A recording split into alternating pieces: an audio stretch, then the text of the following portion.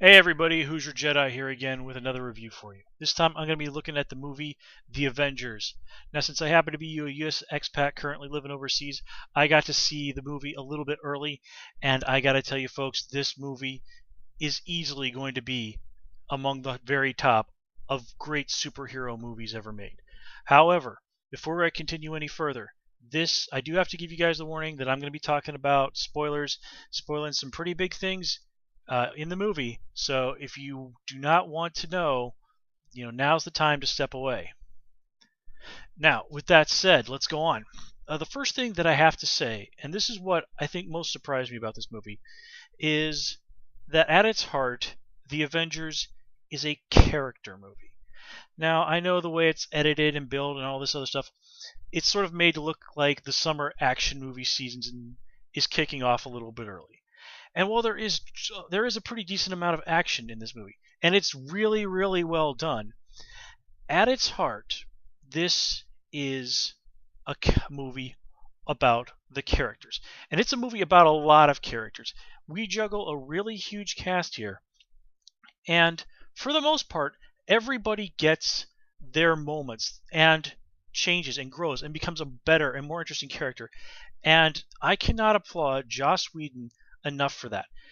I really can't think of very many directors besides him who could have pulled a movie like this off. But Joss, of course, has loads and loads of experience of juggling a fairly large cast, and he is not exactly a stranger to comic books either.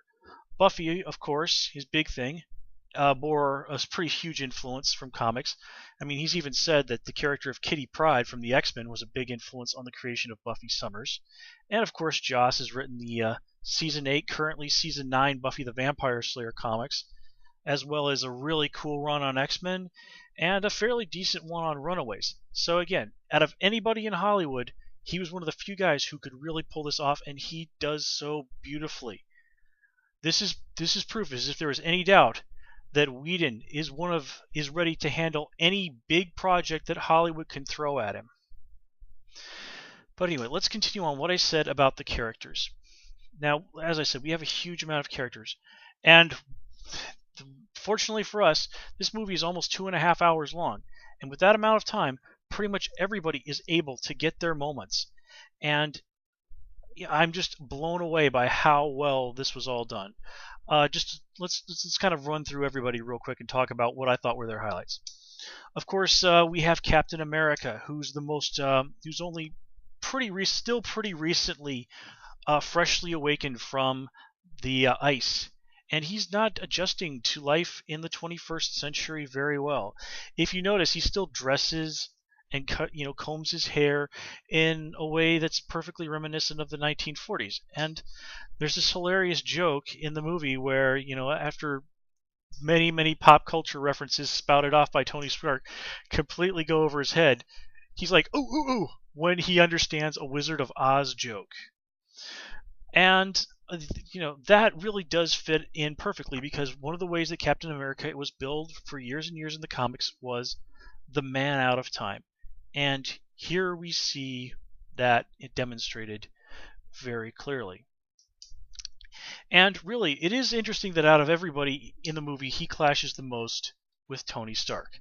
Tony, of course, is the modern man. He is not only the modern man, he is the man of the future. I mean, in the comics, Tony Stark has even described himself as a futurist, while Cap is, of course, a man of the past.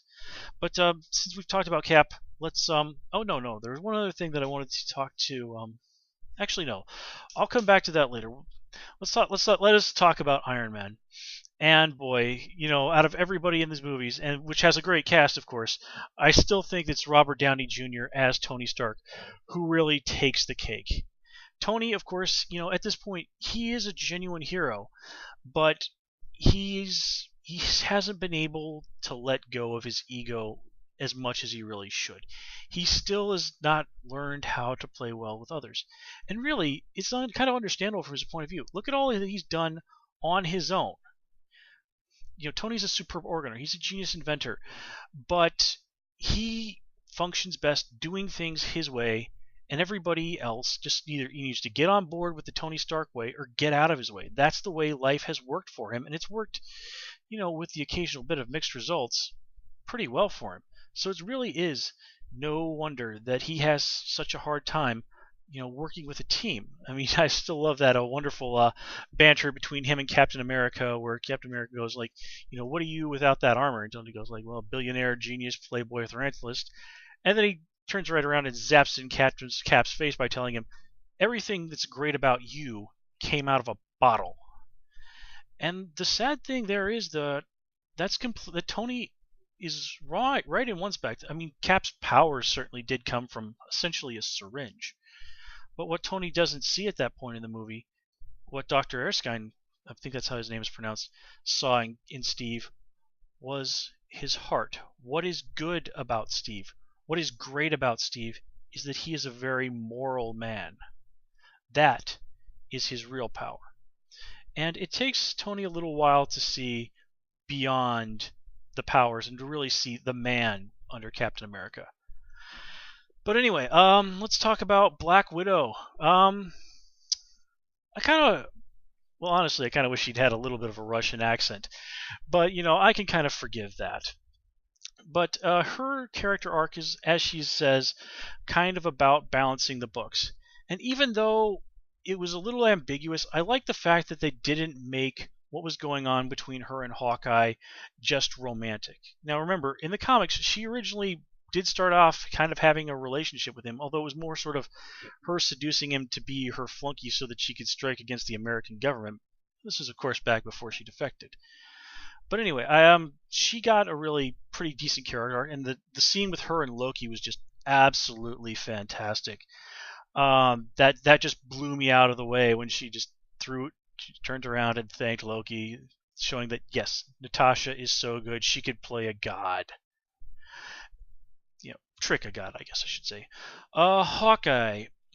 He didn't really. I think out of the main Avengers guys, I think he got the least. He spent most of the movie mind controlled by Loki, and then when he snaps out of it, it's just, okay, I'm angry, I want revenge.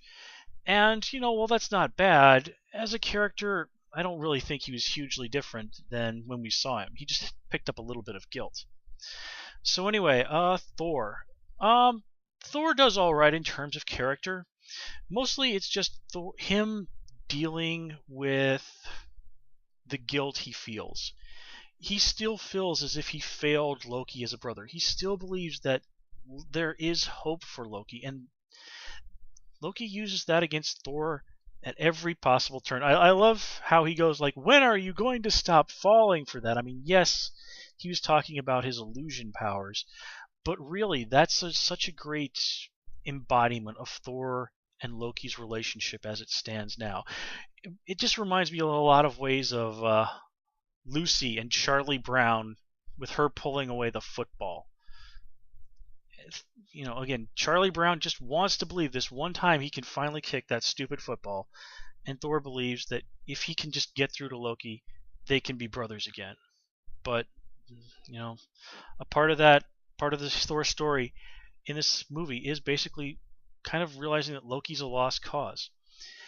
And there's still a lot of internal conflict going on with Thor. I love that scene where he drops his hammer, he finds it in the field, and he goes to pick it up. He hesitates, and he doesn't say a word. It's all in the body language. As you can tell, he's wondering, am I still worthy of the power of Thor? And then he picks it up, and there's just the storm and the wind and everything. It's like, yes, he is still worthy of the power of Thor. He is every bit still the god of thunder. And that is really one of my absolute favorite moments in the entire movie. Now let's see. Yes, of course. We still have to talk about the Hulk. Not a huge amount going on with Bruce, I think. I do really enjoy that scene in India where he just slams the fist down on the table just to scare the heck out of Black Widow. And he goes, sorry, that was mean. I just wanted to see what you do. I mean, really, he's basically trolling her. And that was hilarious. But I did like that they did really kind of get into what a huge burden it is to have something like the Hulk inside of him. And they even flat out said that he did try and, basically, he did literally try and kill himself by putting a gun in his mouth. but that the Hulk stopped him. And think about how that must be. You have this horrible beast inside you, this unstoppable thing of destruction and rage, and it won't even let you die.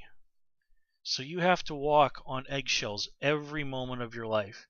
And even then, as he says, his secret is that he's always angry.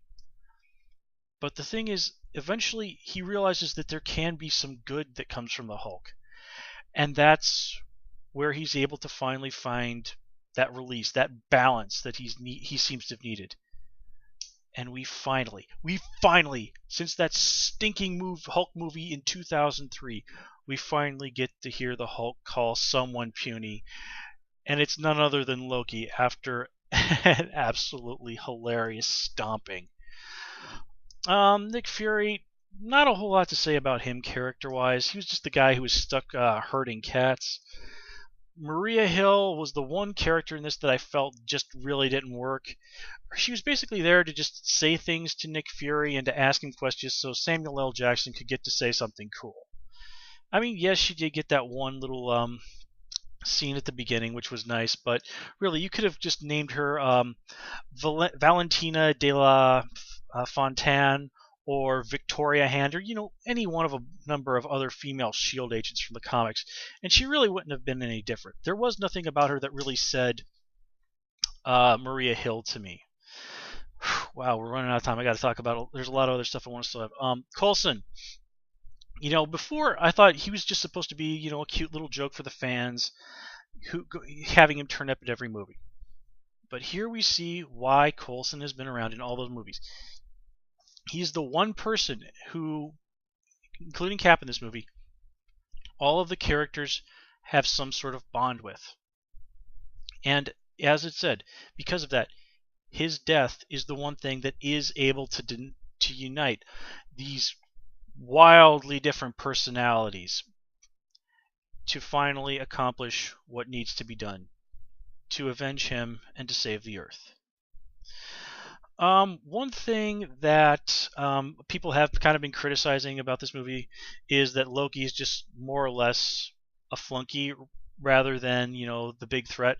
But really, I'm kind of glad that they did that. For one thing, he was absolutely awesome in the scenes where he was S.H.I.E.L.D.'s prisoner.